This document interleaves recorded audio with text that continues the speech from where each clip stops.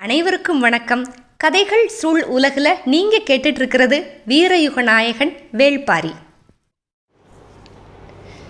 தேவவாக்கு விலங்க தூக்கிட்டு போகிற அந்த எதிரிகளோட குழு அவங்க காரமலையில் ஒரு பகுதியை கடக்கிறப்ப அவங்கள நோக்கி எல்லா திசைகள்லேருந்து வீரர்கள் இறங்கிக்கிட்டு இருக்கிற சமயம் நம்மளுக்கு இன்னும் ஒரு விஷயம் மட்டும் புரியல.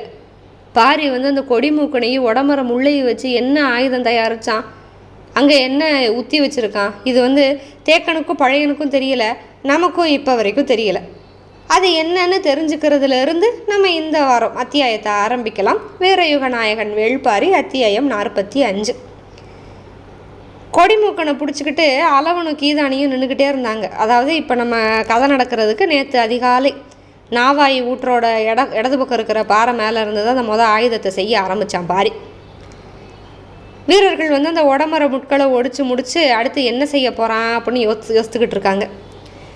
இந்த கொடிமூக்கனோட வாயை கொஞ்சம் துற அப்படின்னு நான் பாரி.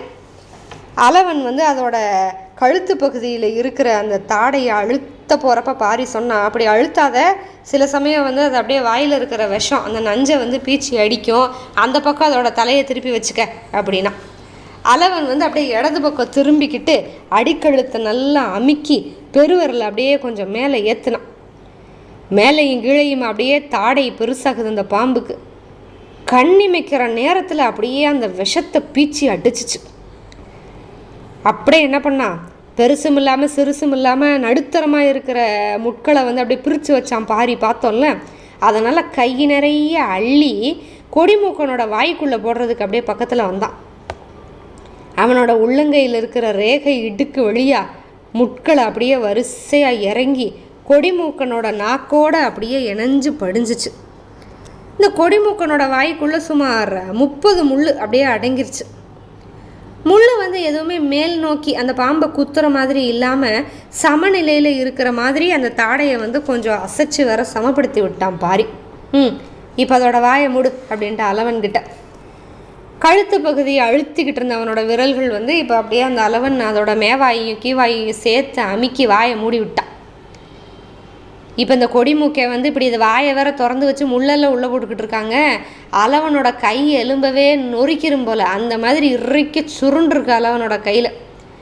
பாதி உடம்ப கீதாணி பிடிச்சிருந்தான், ஆனாலுமே அது அப்படியே அந்த உடம்பை முறுக்கி திருகுதில்ல, அதை கீதாணியினால் சமாளித்து பிடிக்கவே முடியலை. போ, எருக்கு நாரை கொண்டு அதோட வாயை கட்டு அப்படின்னு நான் பாரி. வீரர்கள் உடனே அங்கேயும் இங்கேயும் அலைஞ்ச நார் எடுத்துகிட்டு வந்தாங்க. கொடிமூக்கனோட வாயை நல்லா நார் வச்சு இறுக்கி சுற்றிட்டாங்க. குறைஞ்சது 3 சுத்தாவது சுற்று முடிச்சு கீழ்த்தடையில் இருக்கவே கூடாது, மேல் தடைக்கு மேலே தான் முடிச்சிருக்கணும் அப்படின்னு நான் பாரி. இவன் எப்படி இப்படி சொல்கிறான், இவனோட ஒவ்வொரு சொல்லுக்குள்ளேயும் வேறு வேறு பொருள் இருக்கே அப்படின்னு வியப்பில் பண்ணுறாங்க எல்லாருமே. இப்போ இவங்களோட வாயை திறந்து உள்ளே போட்டு திரும்ப வாயை மூடி இப்படி கோரப்புள்ள வச்சு கட்டுற வரைக்கும் இந்த பாம்போட கொடிமூக்கனோட வால் சொலட்டி சொலட்டி அடிச்சுக்கிட்டு இருக்கு. உடம்போட கீழ்ப்பகுதி வரைக்கும் கீதாணி அழுத்தி பிடிச்சாலும் அவனால் முடியலை. அப்போ பாரி சொன்னான், வாலை இறுக்கி பிடிக்காத, வாலை நல்லா சுற்றி அடிக்கட்டும், ஓ மேலே மட்டும் படாமல் ஜாக்கிரதையாக நின்றுக்கோ அப்படின்ட்டான் பாரி. அளவனும் கீதானியும் அதுக்கு தகுந்தாப்பில் அந்த கொடிமூக்கனை பிடிச்சிக்கிட்டாங்க. கொடிமூக்கை தாடையை திறக்கிறதுக்கு முயற்சிக்கிறப்ப எல்லாம் என்ன ஆகும் அப்படின்னா, இப்போ தாடையை கட்டியிருக்காங்க, உள்ள முள் வேறு இருக்குல்ல, அப்போ அது எப்படி வாயை திறக்கிறதுக்கு முயற்சி பண்ணும் அந்த பாம்பு. இப்போ வாயை திறக்க என்ன ஆகும் அப்படின்னா, அதோட வாய் நிறைய நஞ்சு அப்படி உமிழ்ந்துக்கிட்டே இருக்கும். இந்த வாய்க்குள்ளே இருக்கிற முட்கள் எல்லாமே அந்த நஞ்சில் ஊறிக்கிட்டே இருக்கும். எப்போயெல்லாம் அது வாழை சுற்றுதோ அப்போ தான் அதோட நஞ்சு பை அப்படியே திறக்கும். அதனால தான் அந்த வாழை சுற்றி அடிக்கட்டும் அப்படின்ட்டான் பாரி. இப்போ அந்த வாயை கட்டினதுமே மலை ஏற ஆரம்பித்தாங்க. வேகமாக ஏறணும் அப்படின்லாம் எந்த அவசியமும் இல்லை, ஆனால் உள்ளத்தில் வெறி இருக்குல்ல, அதனால கொஞ்சம் வேகம் இருந்துச்சு. காரமலையோட 4ல் 1 பங்கு கடந்தாங்க.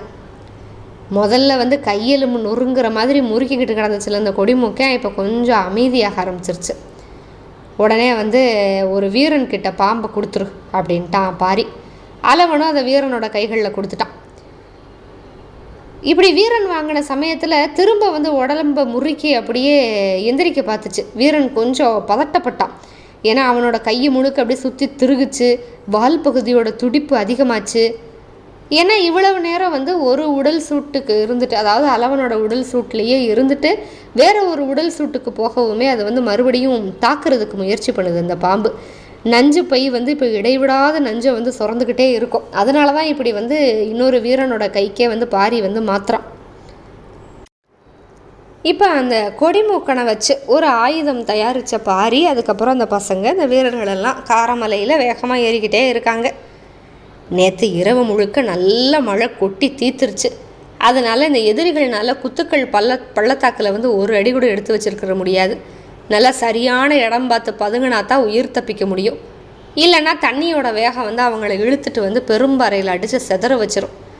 எப்படியும் மழை நின்று அதிகாலையில் தான் அவங்க இறங்க ஆரம்பிப்பாங்க. பகல் முழுதும் இறங்கினா தான் பொழுது அடைகிற சமயம் வந்து சமதளத்துக்கு வர முடியும்.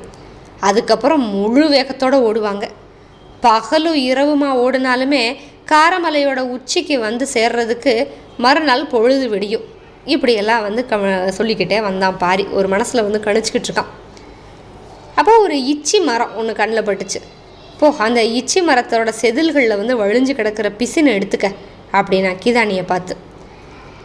கீதானியும் அதே மாதிரி அந்த பிசினை பிச்சு எடுத்துக்கிட்டான். ஓட்டம் அவங்களுக்கு அதிவேகமாகுது. நடுப்பொழுது கடந்தது. மறுபடியும் கொடிமூக்கனை வந்து இன்னொருத்தனோட கைக்கு மாற்ற சொன்னான் பாரி. இப்போ மறுபடியும் ஒரு புது சூடு, உடம்ப முறுக்குது, நஞ்சை கக்குது, முட்கள் அப்படியே நஞ்சில் ஊறுது. பாரி ரொம்ப நிதானமாக தான் போய்கிட்டு இருந்தான். தெளிவான தயாரிப்புகளோடு போய்கிட்டு இருந்தான். திரும்ப கொஞ்ச நேரத்தில் மலை பருத்தியை பார்த்து அதோட இலைகளை பறிச்சுக்கோ அப்படின்னா அதையும் கீதானி தான் போய் பறித்து வச்சுக்கிட்டான். ஒரு தடவை இடுக்குப்பாறை வழியாக நல்லா வேர்களை பிடிச்சி மேலே ஏறுற மாதிரி ஒரு சூழ்நிலை. இந்த ஒரு வீரன் வந்து ஒரு கையில் பாம்பை பிடிச்சிக்கிட்டு வேர்களை பிடிச்சி மேலே ஏற முடியாது. என்ன பண்ணலாம் அப்படின்னு யோசித்தாங்க.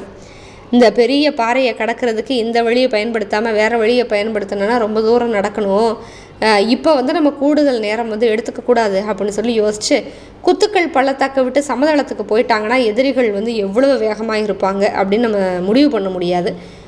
அப்படின்ட்டு உடனே பாரி வந்து மறுபடியும் கொடிமூக்கனை வந்து அளவன்கிட்டேயே கொடுக்க சொன்னால் மறுபடியும் அது வந்து வாழை முறுக்குச்சு, நஞ்சை உமிழ்ந்துச்சு.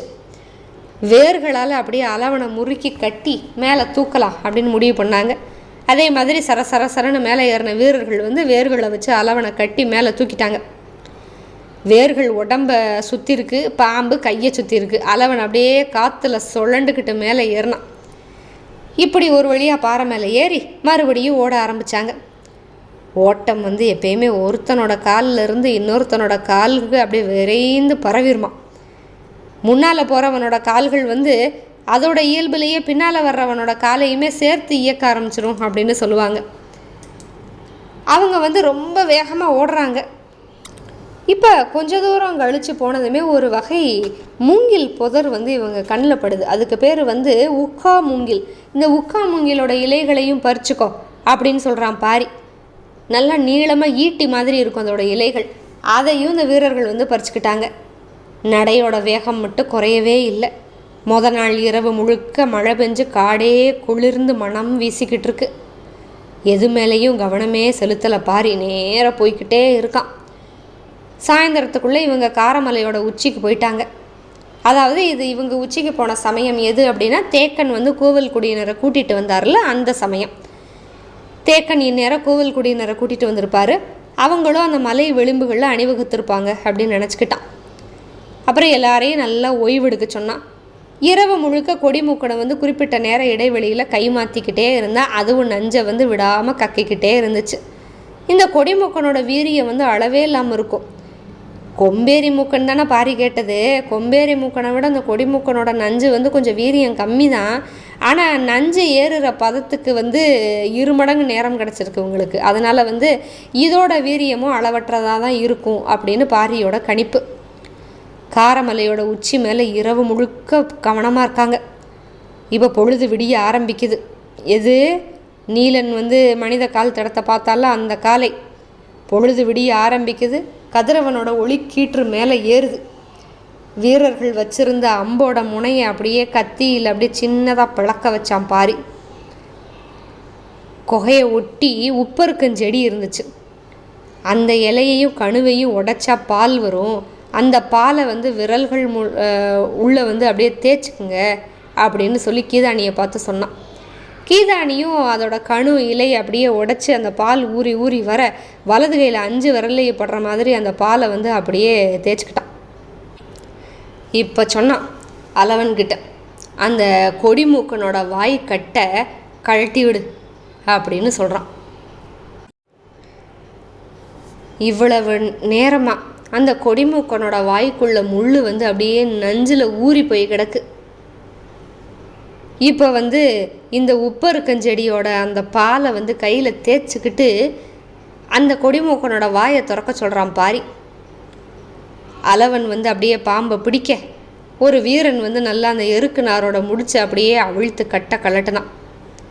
கலட்டின வேகத்தில் வந்து அந்த பாம்பு என்ன செய்யும், இவ்வளவு நேரம் அதோட வாயை கட்டி வச்சுருக்கோம்ல, அப்போ வந்து அது சீறிடும். அதனால அந்த அலவனோட விரல்கள் வந்து அதோட தாடையை அழுத்தி பிடிச்சே இருந்துச்சு. என்ன பண்ணாங்க, ஒரு மலை பருத்தியோட இலையெல்லாம் பறிச்சுட்டு வந்திருந்தாங்கல்ல, அதை புரட்டி வச்சு கொடிமூக்கனோட வாய் அதில் அப்படியே கவிழ்க்க சொன்னாங்க. அலவனும் அதே மாதிரி பண்ணான். நல்லா இப்போ அது வாயிலிருந்து நஞ்சு ஏறின முட்கள் எல்லாத்தையும் கொட்டை வச்சு எடுத்தாச்சு. அந்த முள்ளோடு சேர்ந்து கொடிமூக்கனோட நஞ்சு அப்படியே எச்சில் மாதிரி வடிஞ்சுக்கிட்டே இருக்குது.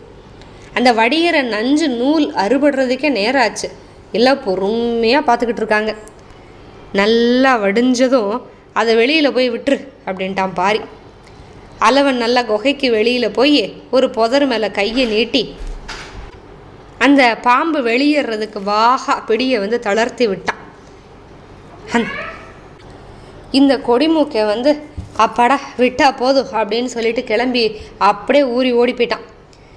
இப்போ இந்த மலை பருத்தி மேலே கொட்டி வச்சுருக்காங்கல்ல, அது வந்து உடைமர முள்ளுன்னு சொல்ல முடியாது, நல்லா நஞ்சு நிரம்பின பாம்போட பல்லு. அப்படியே பார்த்தா ஒரு வீரன் ஒரே ஒரு பாம்புலேருந்து இத்தனை பாம்பு உருவாக்கிட்டானே பாரி அப்படின்ட்டு. நீங்கள் என்ன பண்ணுறீங்க, தாக்குதல் தொடுக்கிறப்ப ஒவ்வொரு முள்ளாக எடுத்து அம்போட முனையில் இருக்கிற அந்த சின்ன பிளவுக்குள்ளே பொருத்தி தரணும். இது வந்து இது பொருத்தி தர்ற வேலை வந்து அலவன் வேலை, கீதானி வேலை. முட்களை வந்து ரொம்ப கவனமாக எடுக்கணும். எடுக்கிறப்ப சின்னதாக குத்துனா கூட எடுக்கிறவன் மேலேயே நஞ்சு ஏறிடும். இதனால தான் இந்த உப்பருக்கஞ்செடியோட பாலை வந்து விரல் முழுக்க தேய்ச்சிக்கிற சொன்னான் பாரி.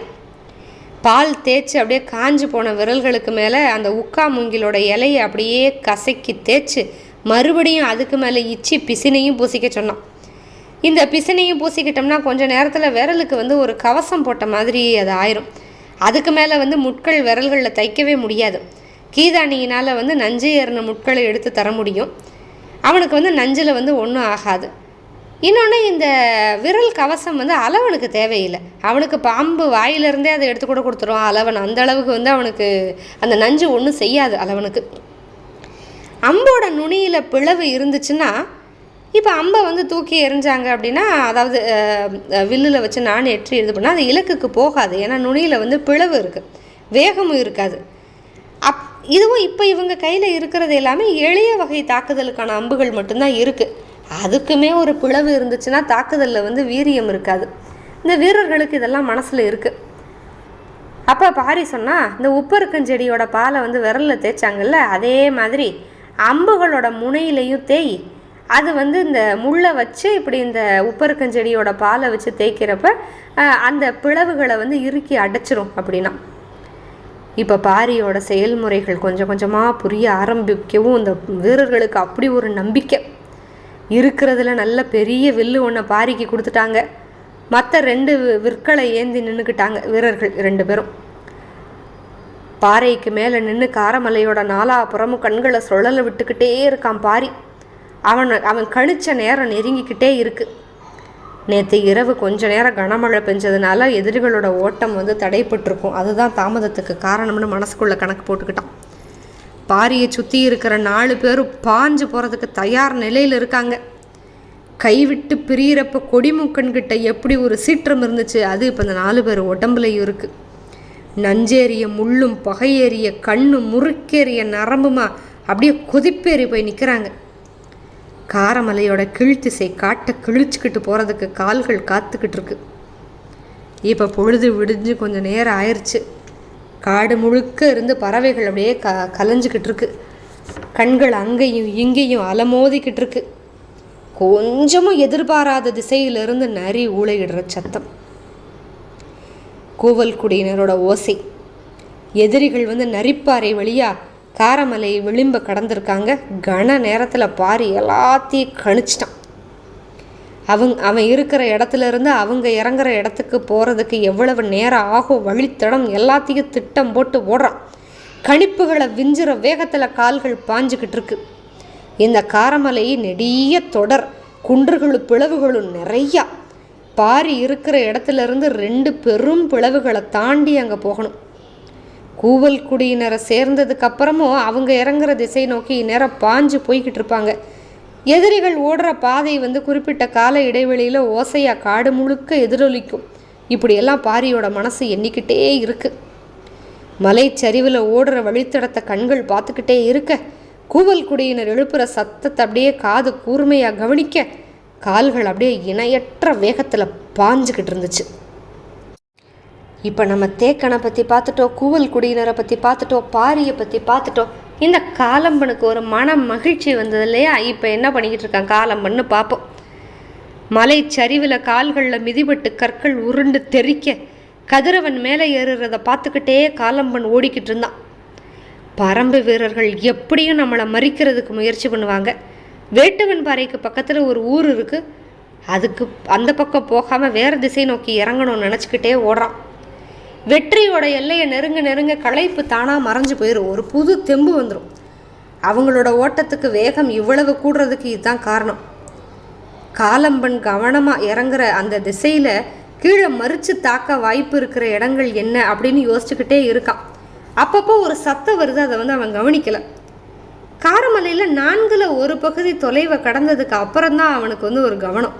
ஏன்னா 1-2 தடவை நரி ஊளையிடுற சத்தம் கேட்குது.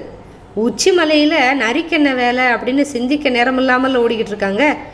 அதுக்கப்புறம் கொஞ்சம் நேரத்தில் காட்டுக்கோழியோட கூவல் சத்தம் கேட்குது. இந்த கூவலோட அளவு வந்து ரொம்ப பெருசாக இருந்துச்சு. ரொம்ப பக்கத்தில் இருந்து ஏதோ ஒரு காட்டுக்கோழி கூவுது, அதுதான் இவ்வளவு சத்தமாக கேட்குது அப்படின்னு ஆரம்பத்தில் அந்த காலம்பனும் மற்றவங்களும் நினச்சிக்கிட்டாங்க. இந்த காலம்பனோட கவனம் வந்து இறங்குற திசையில் என்ன எதிரிகள் எங்கே கூடி வருவாங்க அப்படிங்கிறதுலையே தான் கவனம் இருந்துச்சு. பின்னால் வந்து சங்கிலி தொடர் மாதிரி ஓசைகள் வந்து பின்னப்பட்டு வருதுங்கிறதுல அவன் கவனம் போகலை. இப்போ இந்த எதிரிகளோட ஓட்டத்துக்கு வந்து ஈடு கொடுக்க முடியாது. ஆனால் அவங்க எந்த பக்கம் இறங்குறாங்க அப்படிங்கிற திசையை தெரிஞ்சுக்கிட்டு அதை நோக்கி குறுக்கிட்டு வர்றதுனால இந்த கூவல் குடியினரும் பாரியும் ரொம்ப துல்லியமாக அவங்கள நெருங்கிக்கிட்டே இருந்தாங்க. காரமலையோட சரி பாதியை அவங்க கடந்துட்டாங்க அப்படிங்கிறத கூவல் குடியினர் வந்து கூகையோட சத்தம் போடுறப்ப புரிஞ்சு போச்சு மற்ற எல்லாருக்குமே. வேட்டூர் பழையன் வந்து இந்த சத்தம் அந்த இடத்த கணிச்சதுமே அதிர்ச்சி ஆயிடுச்சு. அதுக்குள்ளே சரிபாதி தொலைவை கடந்துட்டாங்களா? ஆனால் ஏன் இன்னும் பாரியோட தாக்குதல் நிகழாமல் இருக்குது? பாரி எந்த இடத்துலேருந்து வந்துக்கிட்டு இருக்கான்? ஏன் இவ்வளவு நேரம் ஆகி வந்து சேரலை? ரொம்ப தூரமாக இருக்கணும். காரமலையில் வச்சு அவங்கள தாக்குறது அப்படிங்கிற திட்டமே ஆபத்து. இப்போ கீழே இறங்குறதுல பாதி மலையை கடந்துட்டாங்க. இதுக்கு மேலே அவங்கள தாக்குறது ரொம்ப ஆபத்தே. பழையனோட மனசு அப்படியே குழம்புது. தப்பு பண்ணிட்டோமோ? பாரி இந்த யோசனையை சொன்னப்போ உறுதியாக வேண்டான்னு சொல்லியிருக்கணும். ஐயோ நம்ம இப்படி பண்ணலையே அப்படின்னு தனக்குத்தானே புலம்புறாரு பழையன். இப்போ எதிரிகளை பின்தொடர்ந்து ஒரு பக்கம் நீலன் வேற ஓடிக்கிட்டு இருக்கான். நீலனுக்கு ஒன்றும் புரியலை. யார் ஓடுறாங்க? கூவல் குடியினர் ஓசை எழுப்பிக்கிட்டே இருக்காங்க. யாருக்காக ஓசை எழுப்புறாங்க? ஓடுறவங்க எங்கெங்கேயோ வளைஞ்சு வளைஞ்சு ஓடுறாங்க, கணிக்கவே முடியல. இப்போ ஓடுறவங்க எதிரிகளாக இருந்தால் மேலேருந்து ஒரு காரிக்கொம்பை ஊதுனா போதுமே, கீழே இருக்கிற வீரர்கள் ஆயத்தமாயிருவாங்களே. ஏன் அப்படியெல்லாம் செய்யாமல் அந்த கூவல் குடியினர் வந்து சத்தம் போட்டுக்கிட்டே ஓடுறாங்க? காரமலையில் தன்னால் யோசிக்க கூட முடியாத செயல்கள் நடந்துக்கிட்டு இருக்கிறத நினச்சி குழப்பத்தில் ஓடுறான் நீலன். எவ்வளோ வேகமாக ஓடினாலும் அந்த சத்தம் கேட்குற பகுதிக்கு அவனால் போகவே முடியல. யார் அது? இவ்வளோ வேகமாகவா ஒருத்தர் ஓடுவான் அப்படின்னு யோசிச்சுக்கிட்டு ஓடுறான். கீழ்த்திசை காவல் பொறுப்பாளன் நீலன். அவன் தப்பு பண்ணிட்டான், அவன் அந்த இடத்துல இல்லை. அவனுக்குள்ளே இருக்கிற தடுமாற்றத்தை அவனால் தாங்கிக்க முடியல. இந்த கூவல் குடியினர் யாரையாவது பார்த்தாலாவது என்ன நடக்குதுன்னு கேட்டுக்கலாம். ஓசை கேட்குற இடங்கள் நேர்கோட்டில் இல்லாமல் இங்கேயும் அங்கேயுமா இருக்குது. ஒருத்தரையும் கண்டுபிடிக்க முடியல. இப்போ இன்னொரு பக்கம் தேக்கன் தன்னால் முடிஞ்ச அளவுக்கு வேகமாக ஓடி வந்துக்கிட்டு இருக்கான். தேக்கனோட உடம்புல அடி விழுகாத இடமே இல்லை.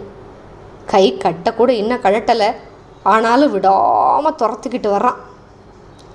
கூவல் குடியினர்கிட்ட தெளிவாக சொல்லிட்டான், எக்காரணம் கொண்டும் நான் வர்றதுக்காக நீங்கள் யாரும் நிற்கக்கூடாது, எதிரிகளை பின்தொடர்ந்து போய்கிட்டே இருக்கணும், நான் குரல் கேட்டு வந்துடுவேன் அப்படின்னு சொல்லிட்டு கொஞ்சம் தள்ளி தான் வந்துக்கிட்டு இருக்கான் தேக்கன். அவனோட கண்ணில் அப்படியே தனித்து போகிற ஒரு மனித உருவம் வந்து அப்படியே தென்பட்டுச்சு. யார் அப்படின்னு பக்கத்தில் போய் ஒரு சத்தம் கொடுத்து பார்த்தா மயிலா பதில் சொல்கிறான். யாருன்னே தெரியாமல் நீலன் விரட்டிக்கிட்டு போகிறான் அப்படின்னு இந்த செய்தியை கேட்டதுமே தேக்கனுக்கு ரொம்ப கவலையாயிருச்சு. ஏன்னா நீலனை வச்சு தான் தாக்குதல் திட்டம் தொடுக்க போகிறேன் அப்படின்னு சொல்லிட்டு பழையன் வந்து போனார் இல்லையா. அப்போ நீலன் இந்த பக்கம் ஓடிக்கிட்டு இருக்கான் அப்படின்னா பழையன் கூட நீலன் இல்லை. அப்போ என்ன நடக்குது, அப்போ பழையன் கிட்டேயும் வந்து ஒரு வலிமை இல்லையே அப்படின்னு ஒரே கவலையாகி போயிடுச்சு தேக்கனுக்கு. ஆனால் தேக்கனை விட ரொம்ப அதிர்ச்சிக்கு உள்ளானது வந்து மயிலாதான். உடம்பெல்லாம் அப்படியே ரத்த விளராக இருக்குது. கையில் கட்டு போட்ட நிலைமையில் தேக்கனை பார்த்ததும் அப்படி ஒரு அதிர்ச்சி. பரம்போட ஆசானை இப்படி கொடூரமாக தாக்கிட்டு ஓடுற அளவுக்கு வலிமை இருக்கிறவங்க யார், நீலன் ஏன் இன்னும் அவங்கள கொல்லாமல் விட்டு வச்சுருக்கான் அப்படின்னு அவளுக்கு ஒரு ஆவேசம். இப்போ அந்த காலம்பன் போய்கிட்டு இருந்தான்ல, அவனை பார்க்கலாம். நடுவில் வந்து பாறைகளில் விழுந்து ஒரு சின்ன ஆறு ஓடிக்கிட்டு இருக்கு. அது இறங்கிக்கிட்டு இருக்காங்க அந்த சரிவில். அப்போ அதை கடக்கிறதுக்கு கவனமாக இறங்க வேண்டியது இருந்துச்சு. காலம்பன் இறங்கினா எல்லாரும் ஒருத்தருக்கு பின்னால் ஒருத்தராக இறங்கினாங்க. சிலர் அங்கே தண்ணி கூட குடித்தாங்க. ஆனாலும் ஓட்டத்தோட வேகம் குறைஞ்சிடக்கூடாதுன்னு கொஞ்சம் அளவாக தான் தண்ணி குடித்தாங்க. சிலர் அதையும் தவிர்த்துட்டாங்க. இவங்க கொண்டு போகிற தேவை வாக்கு விலங்கு திடீர்னு சத்தம் வேற போட்டுக்கிட்டே இருக்குது, அடங்குது. ஓடையோட மறுகரை மேலே அப்படியே காலம்பன் ஏறினான். அவனை தொடர்ந்து ஒவ்வொருத்தராக ஏறினாங்க. மறுபடியும் கால்கள் வேகம் எடுக்க ஆரம்பிக்கிறப்ப தான் ஓடையோட அக்கறையிலேருந்து ஒரு சென்னாய் ஊளையிடுற மாதிரி ஒரு ஓசையை கேட்டுச்சு. இப்போ தான் அந்த முன்னால் ஓடிக்கிட்டு இருக்கிற காலம்பனுக்கு சந்தேகமே வருது. இவ்வளவு நேரம் எம்பிட்டு சத்தம் கேட்டுச்சு, சந்தேகம் வரல. ஓட்டத்தை நிப்பாட்டி மறுபடியும் ஓடக்கரை விளிம்புக்கு அப்படியே மரங்களுக்கு நடுவில் மறைஞ்சிக்கிட்டே வந்தான். இப்போ இந்த பக்கம் பாரியோட வேகம் இந்த மாதிரி 2 மடங்கு. ஆனால் அளவனையும் கீதானியையும் கூட்டிகிட்டு வரணுங்கிறதுக்காகவே போதுமான வேகத்தில் வந்துக்கிட்டு இருந்தான். கூவல் குடியினரோட ஓசையை கணக்கு போட்டு அந்த சிற்றோடையை நோக்கி இறங்கிக்கிட்டு இருக்கான். இடையில ஒரு சின்ன குன்று, அதை கடந்த கணத்தில் வந்து எதிரிகளை வீழ்த்தலாம் அப்படிங்கிற ஒரு முடிவோடு வந்துக்கிட்டு இருக்கான் பாரி. அதாவது அந்த சின்ன குன்று இருக்குல்ல, சிற்றோடையை நோக்கி இறங்கிக்கிட்டு இருக்கான். அந்த சிற்றோடைக்கும் இதுக்கும் நடுவில் ஒரு சின்ன குன்று. ஆனால் அப்போ தான் அந்த சென்னாயோட ஊழையிடுற ஓசை. அவங்க ஓடையையும் கடந்துட்டாங்க, முடிஞ்சு. ஐயோ, அப்போ நம்ம வேகத்தை இன்னும் கூட்டணும் அப்படின்னு முடிவெடுக்கிற சமயம் அந்த ஓளையோட ஓசை அப்படியே பாதியில் அறுபட்டு நிற்கிது. ஓடிக்கிட்டு இருந்த பாரியோட கால்கள் அப்படியே நிற்கிது. மேல் மூச்சும் கீழ் மூச்சுமா தவிச்சுக்கிட்டு எல்லாரும் பாரியோட முகத்தை பார்க்குறாங்க. கொஞ்சம் அமைதிக்கு பின்னால் பாரி சொன்னால், எதிரிகள் கூவல் குடியில் கூவுறவனோட தொண்டை குழியில் ஈட்டியை இறக்கிட்டாங்க அப்படின்னா. அப்போ அந்த ஒரே ஒரு சரிவு தான் மிச்சம் இருக்குது. அந்த சரிவோட பாதிக்கும் மேலே தாண்டி போயிட்டாங்க எதிரிகள். இப்போ அவங்களுக்கு சந்தேகம் வந்தது மட்டும் இல்லை, கூவல் குடியில் அந்த ஒலி பின்னல் எழுப்புகிற அந்த அவங்களோட தொண்டை குழியில் ஈட்டியையும் சொருகிட்டாங்க. இதுக்கப்புறம் அவங்க எங்கே இருக்காங்க, எந்த சரிவில் போகிறாங்க அப்படிங்கிற விவரமும் பாரிக்கு மற்ற யாருக்கும் தெரிய போகிறதில்ல. ஒரு பக்கம் நீலன் போய்கிட்டு இருக்கான். சரிவில் இறங்கி முடித்து சமதள பகுதிக்கு போயிட்டாங்கன்னா அவ்வளவுதான். அதுக்கப்புறம் வந்து அவங்கள பிடிக்கிறதும் கஷ்டம். வேட்டூர் பழையன் கூட நீலனும் இல்லை. இந்த சவாலை பாரி எப்படி எதிர்கொள்ள போகிறான்? தொடர்ந்து கேட்கலாம். ஸ்டே டியூன்ட் வித் ரேடியோ பெட்டி அண்ட் கதைகள் சூழ் உலகு.